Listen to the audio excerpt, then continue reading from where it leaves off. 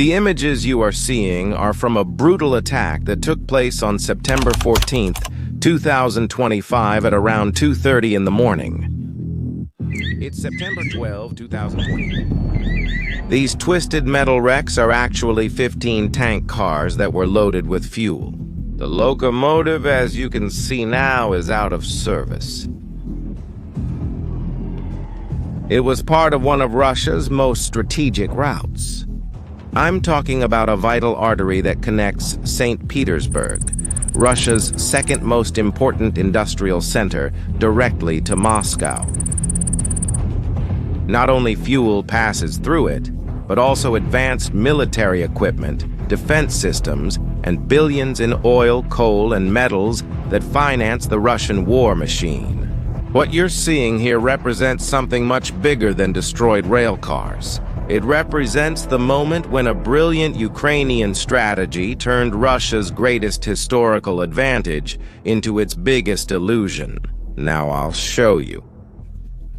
Why this specific attack is so devastating for Russia and the almost impossible dilemma that Russian generals now have to face.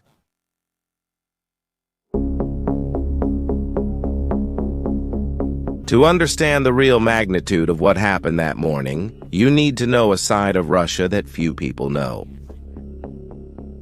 The railways are not just transportation for them, they are the backbone of everything. Since the times of the Khazars through the Soviet Union and up to today, these steel lines connect a country that stretches across 11 time zones. Russia created an entire military doctrine based on these railways. They have 10 military brigades dedicated exclusively to building, maintaining, and defending these lines. 10 entire brigades. That's not a coincidence. It's an absolute necessity. Now imagine trying to move tanks, artillery, thousands of soldiers, and tons of ammunition across a territory that spans 11 time zones. Without the railways, that would be impossible. That's why the Russian army operates like a railway army. Every offensive, every strategic movement, every supply line depends on these steel tracks. But there's a problem. What has always been Russia's greatest strength has just become its greatest weakness. Let's get to the facts so you can understand what really happened. The attack, which happened in St. Petersburg, was not an isolated event. In fact, it was part of a coordinated operation that hit 3 different locations in September. The signaling system was completely disabled. This line transports ammunition and vehicles from industrial facilities in the Caucasus to the Rostov region, a vital hub for operations in southern Ukraine. And then came the main blow in St. Petersburg. This is the attack you saw at the beginning. The fire simply turned night into day. The locomotive was destroyed and the 15 tank cars were set on fire. Now, have you ever stopped to think about how this was possible? It's quite an achievement. How did Ukraine manage to attack hundreds of kilometers inside Russian territory, hitting one of the most protected lines in the country?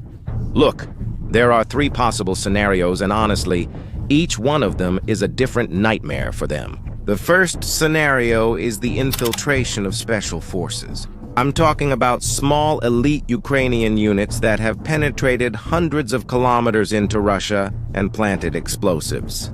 If that's true, it exposes an absurd flaw in Russian border security. It means that not even the regions near St. Petersburg are safe from enemy ground operations. The second scenario is O. It involves the use of technology. The most likely scenario is that long-range drones, programmed with global positioning system coordinates, would have flown to the target and carried out kamikaze attacks. This would demonstrate that Ukraine now has the technological capability to threaten any point in Russian territory, no matter how far away. But the third scenario is the most disturbing for Putin.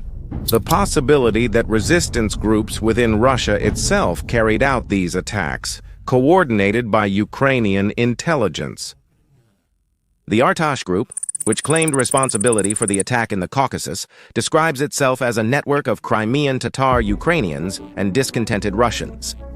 Now, take a moment to consider that. If that's true, we're no longer just facing a war between two countries. This would be the beginning of an internal insurgency against Putin's regime. But whatever the method, the result is the same. Russia now faces an almost unsolvable strategic dilemma. The Russian generals, now have to make an impossible choice. They can divert tens of thousands of their best troops from the front lines in Ukraine to protect thousands of kilometers of railways in Russia.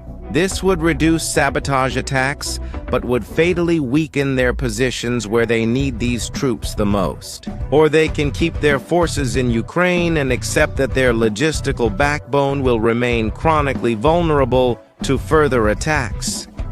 And the third option? Well, there is no third option. Any choice they make will have a negative impact on Russian military capability. It's a basic military principle. Every soldier guarding a bridge in St. Petersburg is one less soldier in a trench in Donbass. The attack also created a devastating ripple effect. St. Petersburg produces advanced military technologies such as electronic warfare systems, radars, precision missiles, and command and control equipment. And the first destination for these products is the logistics centers in Moscow.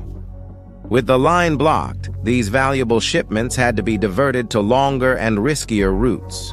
The result? Delays that can last for weeks, but the damage goes beyond the military. This same line carries Russian exports to the Baltic ports: oil, coal, fertilizers, metals. The disruption caused delays in shiploading, heavy fines, and disruption in export contracts. The train that derailed reverberated not only in St. Petersburg, but also on the Moscow Stock Exchange, in the factories of Rostov, and even in export contracts with China. However, the deepest impact was psychological. For years, the Kremlin told the Russian people that the war was contained within Ukraine's borders, and that Moscow and St. Petersburg were completely safe. Early on September 14th, that narrative derailed with the train. Now the war was no longer just on the television news. It was at the apartment window, in the heat of the fire seen from the suburbs, and the feeling that nowhere is safe began to spread throughout the region.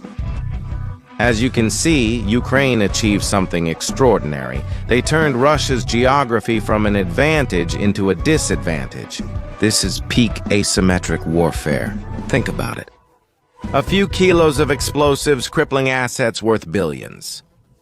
A small sabotage team immobilizing an entire military convoy, or a relatively cheap drone forcing thousands of soldiers to be diverted from the front line. The beauty of this strategy is achieving maximum impact with minimal resources, and Ukraine is a great example of that.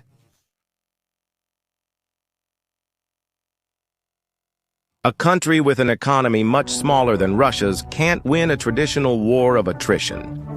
But it can impose disproportionately high costs through low-cost, high-impact actions. And if you've been following our latest videos, you'll notice something remarkable. This campaign works in perfect synergy with Ukrainian airstrikes against Russian refineries. While the drones reduce fuel production,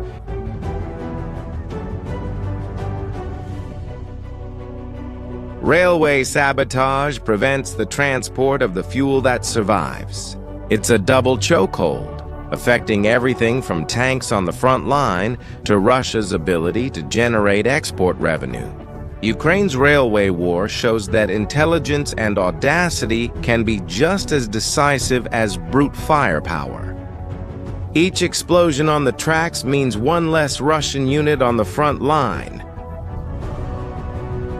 Less fuel reaching the tanks, less faith in victory. The fate of this war may not be decided only in the tank battles in Donbass. It can be equally influenced by the creaking sounds of the tracks stretching across the vast Russian plains. Every train that derails, every line, for every explosion that echoes through the night, not only destroys military equipment, it helps derail the Kremlin's war strategy and the myth of an invulnerable Russia under Putin's command. I want to know your opinion. Which of the three explanations about how the attack was carried out do you think is the most likely? Special forces infiltrated, long-range drones, or internal resistance groups? Leave your opinion in the comments. And if this content was useful to you, share it with someone who would also like to better understand this military strategy. Take the opportunity to subscribe to the channel for more analyses on geopolitics and current conflicts. Thank you for watching and see you next time.